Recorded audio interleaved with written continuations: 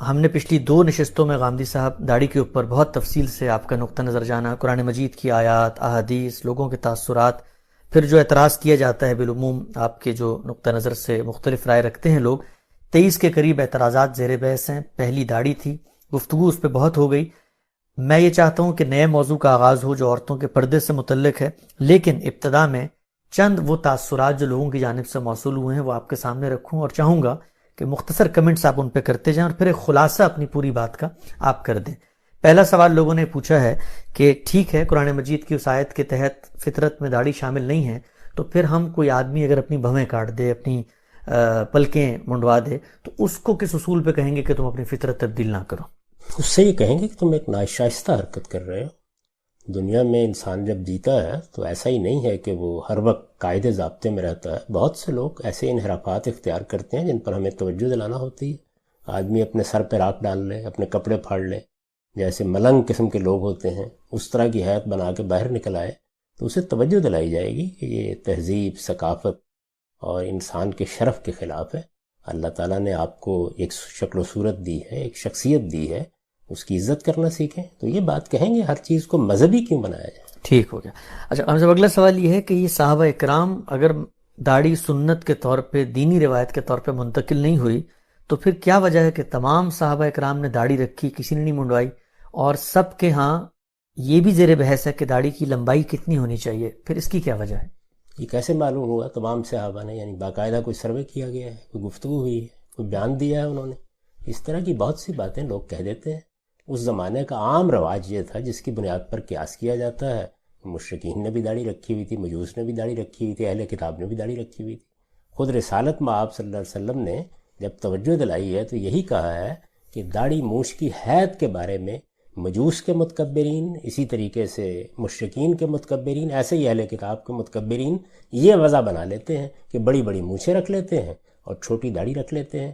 میں یہ حدیث آپ کو پڑھ کے سنا چکا ہوں. تو آپ نے فرمایا کہ تمہیں ایسی وضع نہیں اختیار کرنی چاہیے. جب یہ بات کہی، ہر موقع پر کہا کہ خالف المجوس، خالف اہل الکتاب، خالف المشرکین، ان کی مخالفت کرو. انہوں نے ایک غلط حیت، غلط وضع اپنا لی ہے. تو داڑھی تو سبھی رکھتے تھے. آپ جانتے ہیں کہ مسیحی، یہودی، ابھی پچھلے زمانے تک سب داڑیاں رکھتے تھے. آپ تصویریں اٹھا کے دیکھ لیں، داڑھی تو کارل مارکس کی ہمارے ہاں کی داڑھیوں سے بھی بڑی تھی. تو اس لیے اس سے کیا استدلال کیا جاتا ہے؟ ٹھیک. اچھا ہم سب اگلا سوال یہ آیا کہ یہ بات تو طے ہے کہ دین میں رسول اللہ صلی اللہ علیہ وسلم سے محبت، آپ سے تعلق، آپ کو سب چیزوں سے عزیز سمجھنا، یہ سب سے اولین تقاضا ہے. تو کیا اس کا ایک ضمنی پہلو یہ نہیں نکلتا کہ جیسے آپ کی حیت تھی ویسے ہی آپ سے محبت کرنے والے ایک آدمی لازماً وہ بنائے حیت، داڑھی رکھے؟ لفظ لازماً آپ کیسے بول سکتے ہیں؟ یعنی دین جو آپ نے دیا ہے اس میں بھی ہر چیز لازم نہیں ہے. کچھ چیزیں لازم کی گئی ہیں جن کو ہم فرض کہتے ہیں، واجب کہتے ہیں. کچھ چیزیں دین میں پسندیدہ ہوتی ہیں، مستحبات ہیں، اچھی ہیں. تو نبی صلی اللہ علیہ وسلم کی محبت میں کوئی اقدام اگر آپ کرتے ہیں تو یہ اقدام جو ہے پسندیدہ ہوگا. ہم اس کی تحسین بھی کر سکتے ہیں، لیکن اس کو بھی ہوش گوش کے ساتھ ہونا چاہیے. کوئی آدمی یہ کہے گا کہ میں کار پر سوار نہیں ہوں گا، میں ہمیشہ گدھے پر سواری کروں گا. کوئی شخص یہ کہے کہ رسالت میں آپ صلی اللہ علیہ وسلم نے بدر کا مارکا لڑا، احد کا مارکا لڑا، تیر تفنگ کے ساتھ لڑا، بلکہ روایتوں میں دجال کے خلاف بھی جنگ تیر تلواری سے بیان ہوئی ہے. تو ہم یہ سب اسلحے جو بنا رہے ہیں ان کی فیکٹریاں بند کر دیں اور ان کو خریدنا ختم کر دیں. ہماری افواج اب تیر تفنگ سے میدان میں اترا کریں گی اور انشاءاللہ اللہ کی مدد حاصل ہو جایا کرے گی. تو یہ استدلال ٹھیک ہوگا؟ تو یہ دیکھنا پڑتا ہے کہ آپ جو کام کر رہے ہیں وہ کس درجے میں ہے. پھر یہ ہے کہ محبت کو آپ دین کیسے بنا سکتے ہیں؟ محبت ایک جذبہ ہے، اس کا اظہار ہوتا ہے. جو محبت دین میں مطلوب ہے وہ رسالت میں آپ صلی اللہ علیہ وسلم نے بھی اور اللہ تعالیٰ نے بھی واضح کر دی ہے کہ جب آپ کے سامنے کوئی ایسی چیز آئے جس کو اللہ کا رسول دین قرار دے رہا ہے، اس کا مطالبہ کر رہا ہے، تو اس کے مقابلے میں ایک بندہ مومن کو نہ اپنی جان عزیز ہونی چاہیے نہ اپنا مال عزیز ہونا چاہیے. جب اللہ کے رسول کی طرف سے یہ مطالبہ سامنے آ جائے، یہ چیز ہے جو دین میں بیان کی گئی. ٹھیک. اچھا ایک اور سوال ہم سے بھی موصول ہوا کہ بعض لوگوں کو، مثلا بعض فوجی ہوتے ہیں، ان کو بعض منصبی تقاضوں کے تحت خاص حیت اپنانے کا کہا جاتا ہے. مثلا واگھا بارڈر پہ جو لوگ ہیں انہوں نے لمبی لمبی مونچھیں رکھی ہوئی ہوتی ہیں، تو وہاں پر، اور وہ مونچھیں یقینی طور پر روپ کے لیے ہی ہیں جب وہ سامنے کھڑے ہوئے ہیں، تو اس صورتحال میں کیا ان کا حکم ہوگا؟ اس کے لیے خود دین میں یہ چیز موجود ہے کہ جو عام احکام ہوتے ہیں ان میں اگر کوئی ضرورت پیش آ جاتی ہے تو استثناء کے اصول ہے۔ رسالت میں آپ صلی اللہ علیہ وسلم نے حج کے موقع کے اوپر آپ جانتے ہیں کہ صحابہ سے یہ کہا کہ ہم رمل کریں گے، یعنی جب طواف کر رہے ہوں گے تو اس طرح کندھے اچکا کر اپنی شان کا اظہار کرتے ہوئے چلیں گے، اس لیے کہ مشرکین نے اس موقع کے اوپر طنز و تاریص کی کچھ باتیں کی تھیں صحابہ اکرام کے بارے میں۔ جنگ کے میدان میں بعض اوقات یہ ضروری ہوتا ہے کہ آپ اپنی شان، اپنے وقار کا اظہار کرتے ہیں، تو اس طرح کی چیزیں مستثنیات سے متعلق ہوتی ہیں، ان کو وہیں رکھنا چاہیے، ان کو آپ عام قانون نہیں بنا سکتے۔ بالکل ٹھیک ہو گیا۔ اچھا ہم سب اگلا سوال جو ہے وہ اس حوالے سے یہ آیا ہے کہ جب ہم یہ کہتے ہیں کہ داڑھی دین نہیں ہے، تو ایک صاحب نے سوال پوچھا ہے کہ اگر رسول اللہ صلی اللہ علیہ وسلم اس کو دین بنانا چاہتے تو وہ کیا طریقہ کار اختیار کرتے؟ یعنی رکھی ہوئی تو انہوں نے تھی، اگر اس کو دین بنانا چاہتے تو کیا مختلف کام کرتے جس سے بطور سنت دین بن کے سامنے آ جائے؟ میں یہ سوال کرتا ہوں، اگر رسالت میں آپ صلی اللہ علیہ وسلم امامہ پہننے کو دین بنانا چاہتے، اگر آپ تہمت باندھنے کو دین بنانا چاہتے، اگر آپ تلوار سے جنگ کرنے کو دین بنانا چاہتے، تو پھر کیا کرتے؟ یہی کرتے نا کہ پھر سب لوگوں کو بتاتے کہ یہ دین ہے، ایک ایک شخص پر اس کو واضح کرتے، کیونکہ ایک چیز دینی ہے دیکھنے میں، جیسے نماز ہے تو اس میں تو کچھ کہنے کی ضرورت نہیں، آپ عمل کر دیجئے، واضح ہو گیا کہ یہ دین ہے۔ جو چیز اپنی نوعیت کے لحاظ سے دین نہیں ہے، اس میں تو پھر ایک ایک دروازے پہ دستک دے کے اعلان کرنا پڑے گا، ویسی منادی کرنی پڑے گی جیسے جب قبلہ تبدیل کیا گیا تو گلی گلی میں منادی کی گئی، بتایا گیا کہ قبلہ تبدیل ہو گیا ہے۔ تو دین بنانے کا عمل رسالت میں آپ صلی اللہ علیہ وسلم ایسے کرتے تھے، یعنی اگر کوئی چیز پہلے سے دین کی حیثیت سے چلی آ رہی ہے تو اس کی تصویف فرماتے تھے، اگر کوئی شبہ تھا دور کرتے تھے، پھر یہ کہ اس سے متعلق تحدید ہوتی تھی کہ دیکھو یہ کام نہیں کرنا، یہ بتاتے آپ کبھی داڑھی نہیں منڈوانی تم نے، کبھی بال نہیں کتروانے، یہ سب باتیں پھر منفی انداز میں بھی کہی جاتی، کبھی نہیں کہیں آپ۔ ٹھیک، بالکل سمجھ میں آتی ہے بات۔ اچھا اگلا سوال ہم سبھی موصول ہوا ہے کہ پھر اگر کوئی شخص داڑھی رکھتا ہے تو ہم اس کو کس اصول پہ کہیں گے کہ داڑھی ایک مشت سے زیادہ نہیں ہونی چاہیے؟ میں تو نہیں کہوں گا، یعنی میرے نزدیک یہ بے معنی سی بات ہے۔ جب ایک چیز کا تعلق دین سے نہیں ہے تو ایک آدمی اپنے ذوق کے لحاظ سے، اپنی وضاقتہ کے لحاظ سے جیسی داڑھی چاہے رکھے، چھوٹی رکھ لے، بڑی رکھ لے، یہ بحثیں ہی بالکل بے معنی ہیں، ان کی کوئی حقیقت نہیں ہے۔ جب دین میں کوئی چیز متعین کی جاتی ہے تو اللہ کے پیغمبر اسے ہمارے اجتہادات پر اس طرح نہیں چھوڑتے، پھر وہ بتاتے ہیں کہ آپ نے رکھنی ایسے ہے، یہ اہتمام کرنا ہے۔ یہ چیزیں چونکہ زیر بحث ہی نہیں ہیں، ان کو لوگوں نے استنباط کر کے زیر بحث موضوع میں داخل کر دیا۔ ٹھیک، اچھا ہم سب ایک بڑا دلچسپ ہے، ایک سرکاری ملازم ہے، وہ یہ کہتے ہیں کہ میں نے اس نیت سے داڑھی رکھی ہوئی ہے کہ کوئی بندہ آ کر مجھے دیکھ کر کوئی غلط کام نہ کہہ سکے، تو یہ کیسا ہے؟ دیکھیے ہر آدمی کی اپنی ایک حکمت عملی ہے، اگر انہوں نے اپنے لیے یہ حکمت عملی اختیار کی ہے اور اس میں انہیں کامیابی ہوتی ہے تو مجھے آپ کو کیا اعتراض کا حق ہے؟ ٹھیک۔ اچھا ایک صاحب نے پوچھا ہم سب کیا حضور کی محبت میں داڑھی رکھنے کے نتیجے میں آخرت میں بھی کوئی اجر ملے گا ہمیں؟ دیکھیے جو کام بھی آپ اللہ کے پیغمبر کی محبت میں کرتے ہیں اللہ تعالیٰ اس کو پسندیدگی کی نگاہ سے دیکھیں، لیکن میں نے پہلے بھی توجہ دلائی کہ آپ کو وہی کام کرنے چاہیے کہ جو آج کے تمدن میں کرنے موزوں ہوں۔ اس کی مثالیں دی ہیں میں نے، داڑھی آپ نے رکھ لی کوئی فرق نہیں پڑے گا، رکھ لیں، لیکن اگر آپ یہ کہیں کہ میں اب تہمت باندھ کے فوج میں جاؤں گا اس لیے کہ یہی سنت ہے، میں گدھے پر سواری کروں گا اس لیے کہ یہی سنت ہے، تو یہ آپ دین کے ساتھ بھی مذاق کریں گے۔ اور میں یہاں ایک چیز کی طرف توجہ دلا دوں، اور وہ یہ ہے کہ جو چیز دین میں ہے اور آپ اس کو دین سے نکالتے ہیں، جس طرح وہ ایک بڑا جرم ہے، اس طرح جو چیز دین میں نہیں ہے اس کو دین میں داخل کرتے ہیں، یہ اس سے بھی بڑا جرم۔ یہ اللہ تعالیٰ نے یہ بتایا ہے قرآن مجید میں کہ یہ افتراء علی اللہ بن جاتا ہے، یہ اللہ پر جھوٹ باندھنا ہے، یعنی اللہ کا کام ہے نا دین دینا، تو جب آپ نے اپنی طرف سے کوئی دین بنا کے چیز دین میں داخل کر دی تو یہ کیا چیز ہے؟ یہ وہی چیز ہے جس کو قرآن مجید میں بیان کیا جاتا ہے کہ تقولون علی اللہ ما لا تعلمون، تم اللہ تعالیٰ کی نسبت سے جھوٹ باندھ رہے ہو، تو اس میں بڑی احتیاط کی ضرورت ہوتی ہے۔ جس طرح دین کے اندر کوئی چیز ہے اسے نکالنے کے لیے برسوں آپ کو غور کرنا چاہیے کہ آپ کہیں غلطی نہ کھا جائیں، اسی طرح داخل کرنے کے لیے بھی اس سے زیادہ غور کرنا چاہیے کیونکہ یہ پھر بدعت ہو جائے گی۔ تو اس لیے ہمیشہ اس معاملے میں متنبع رہنا چاہیے۔ اجتہاد میں غلطی ہو سکتی ہے، وہ غلطی کو اللہ معاف کرتا ہے، لیکن بڑی احتیاط سے یہ باتیں کرنی چاہیے. یہ اس طرح کے معمولی قسم کے استدلالات کی بنیاد پر نہیں کہی جا سکتی. ٹھیک.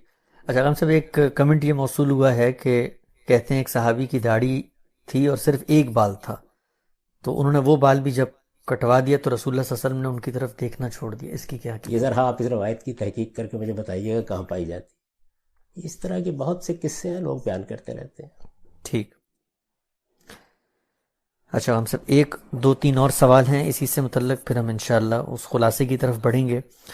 ایک سوال یہ ہے کہ بہت سارے لوگ آج کل فیشن کے طور پہ مونچھیں رکھتے ہیں، لیکن اس میں مقصود جو ہے وہ تکبر نہیں ہوتا ہے، تکبر کو نمایاں کرنا نہیں ہوتا، بس ایک فیشن ہے، چل پڑا ہے، لمبی لمبی مونچھیں رکھ لیں. تو اس صورت میں دین کا کیا حکم ہوگا؟ دو چیزوں کو الگ الگ ہمیشہ کر لیں. ایک یہ ہے کہ ایک ایسی حیت یا ایسی وضاقتہ ہے جس سے متعلق عمومی تاثر ہی متکبرانہ ہے.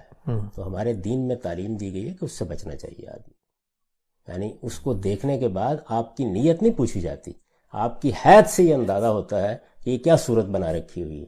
تو ایسی سب چیزوں پر توجہ دلانی چاہیے. اور رسالت میں آپ صلی اللہ علیہ وسلم نے اس کو تو سنت کا درجہ دے دیا. یہ بات کہ مونچھیں پست رکھی جائے، اس کو تو سنت کا درجہ دے دیا. اور آپ دیکھیے کیسے دیا ہے، کس طرح تاکید کی ہے، پھر اس کی وجہ بتائی ہے.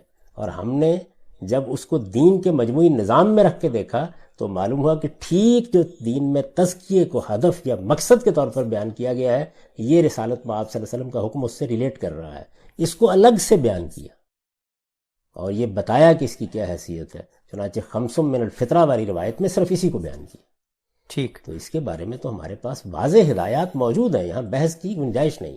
ٹھیک. اچھا خان صاحب، ایک سوال یہ آیا ہے کہ اگر کوئی افسر اپنے ماتحت کو داڑھی منڈوانے کا حکم دے کسی ضرورت کے تحت، ایک اور مثلا ضرورت آج کل جینین سامنے آئی ہے، وہ یہ کہتے ہیں کہ ڈاکٹرز جو ہیں جس وقت ماسک پہنتے ہیں کرونا وائرس کے ضمن میں، تو ان کی داڑھی اگر بہت بڑی ہو تو وہ ماسک کور نہیں کر پاتا.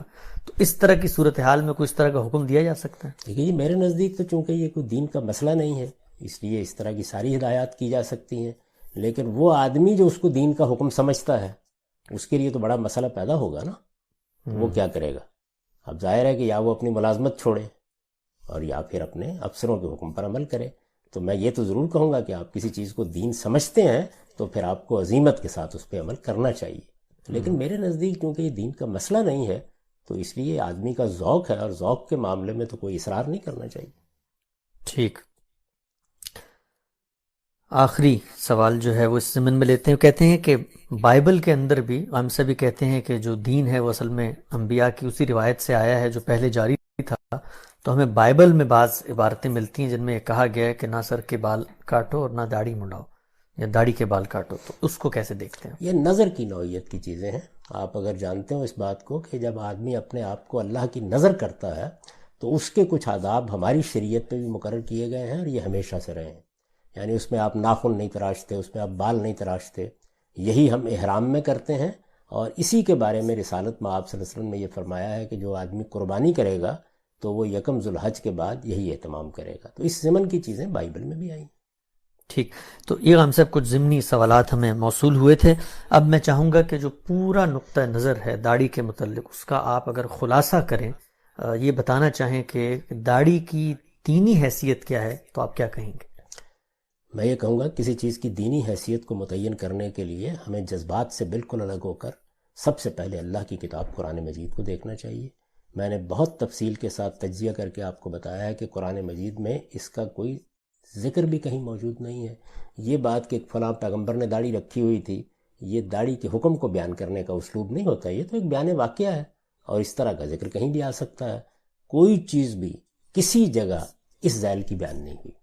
جن لوگوں نے بعض آیات سے ضمنی استدلال کیا اس کی غلطی ہم نے واضح کر دی اور یہ بتایا کہ اس میں انسان کی وہ فطرت زیر بحث ہے جو دین کی بنیاد بنتی، یعنی تزکیہ، یعنی اخلاقی تطہیر، یعنی اللہ کا تصور، یعنی ربوبیت کا اقرار.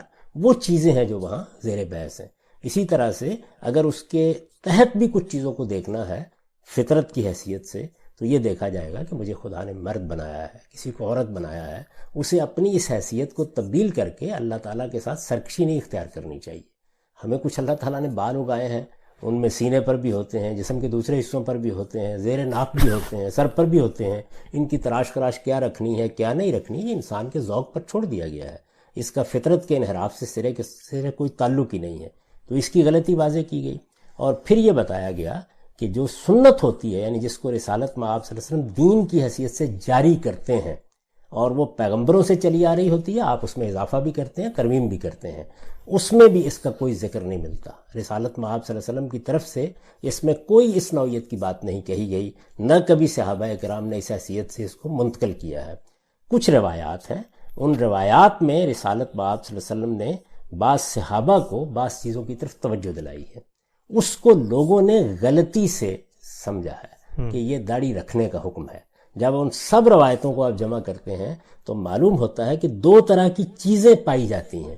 یعنی ایک یہ کہ وضع قطع کے ذیل میں اہل کتاب نے مثلا، جیسے میں نے ابو امامہ باہلی کی روایت آپ کے سامنے پیش کی اور بیان کیا، ایک بدعت اختیار کر لی تھی، تو آپ نے اس کی اصلاح کی کہ یہ بدعتیں، یعنی جوتے پہننے کے بارے میں، موزے پہننے کے بارے میں، داڑھی رنگنے کے بارے میں، تو آپ نے فرمایا کہ ان بدعتوں میں ان کی مخالفت کیا کرو، یہی پیغمبروں کا کام ہے.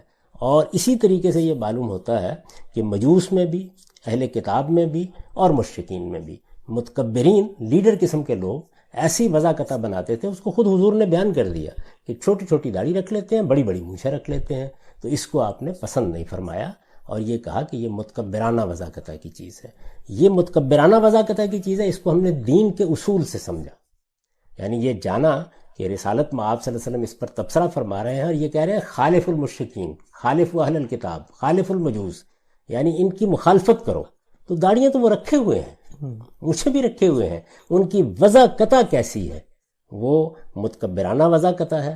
اس کے نتیجے میں تطہیر کے تقاضوں پر کوئی فرق پڑتا ہے تو پیغمبر اس کی اصلاح کرتے ہیں.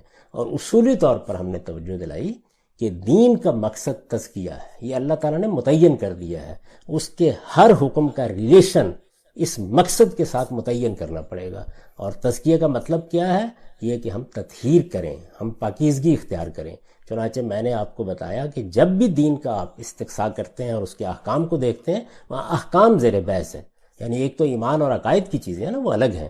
دین کے احکام کا جب آپ استقصاء کرتے ہیں تو آپ کو معلوم ہوتا ہے کہ اس میں عبادات ہوتی ہیں، اس میں طہارت بدن کے احکام ہوتے ہیں، اس میں طہارت خور و نوش کی چیزیں ہوتی ہیں کہ طیبات کھاؤ گے، خبائث سے اجتناب کرو گے، اور اس میں اخلاق کی تطہیر، اخلاق کے تزکیے کے احکام ہوتے ہیں. تو ہر چیز وہاں ہوگی. مونچھوں کو پست رکھنا یہ طہارت کے لیے بھی ضروری ہے اور یہ متکبرانہ احساس کو ختم کرنے کے لیے بھی ضروری ہے. اور اس معاملے میں جو رسالت میں آپ صلی اللہ علیہ وسلم نے دو پوری باتیں کہی ہیں، جب ان کو آپ بالکل ٹھیک رکھ کے دیکھتے ہیں تو اس سے بھی یہی مدعا ہے کہ لوگ داڑھی رکھیں گے. مرد داڑھی رکھتے تھے، ایک لمبے عرصے تک سبھی لوگ داڑھی رکھتے رہے ہیں. یعنی تصور بھی نہیں تھا کہ داڑھی نہیں رکھی جائے گی. عام طور پر چند لوگ ہوتے تھے جو داڑھی مڑواتے تھے، ورنہ داڑھی رکھی جاتی تھی. تو اس داڑھی کی اور مونچھ کی وضع قطع کیسی ہونی چاہیے؟ آپ نے بال رکھے ہیں تو کیسے رکھنے چاہیے؟ آپ نے لباس پہنا ہے تو کیسا پہننا چاہیے؟ تو یہ چیز ہے جو حدیثوں میں زیر بحث ہے. اس کو لوگوں نے داڑھی رکھنے کا حکم سمجھ لیا، اور یہی وجہ ہے کہ ہمارے ہاں ہمارے جلیل القدر ائمہ میں امام شافعی اس کو ایسے نہیں لیتے. ٹھیک. غام صاحب، داڑھی کے حوالے سے جو ایک بہت بنیادی اعتراض کیا جاتا ہے وہ یہاں پر پایہ تکمیل کو پہنچا. ہم اس موضوع کو یہاں پر روک کے اب دوسرے اعتراض کی طرف آتے ہیں. اور میرا احساس یہ ہے کہ جس طریقے سے داڑھی ایک بہت ہی حساسیت رکھتی ہے مسلمت امہ کے نزدیک مردوں کی حیثیت سے، اسی طرح سے جو دوسرا مسئلہ ہے وہ ہے عورتوں کے پردے سے متعلق. تو اس حساسیت کا آپ ذکر کرتے ہیں صرف بر صغیر میں. اچھا، میں نے آپ سے عرض کیا کہ جہاں جہاں شفافیں ہیں وہاں اس طرح کی کوئی حساسیت نہیں ہے. آپ جائیں مراکش میں، آپ جائیں مصر میں، آپ کو مساجد کے ائمہ ملیں گے جن کی کوئی داڑھی نہیں ہے. اور دنیا کی اقوام میں عرض کر چکا ہوں کہ ایک بہت بڑی تعداد ہے، یعنی ایک دو نہیں، چار پانچ نہیں، کروڑوں کی تعداد میں ہے جن کی داڑھی ہوتی ہی نہیں. تو ان کے حساسیت بھی نہیں ہے. تو اس وجہ سے یہ ہوتا نہیں اس طریقے سے. ٹھیک.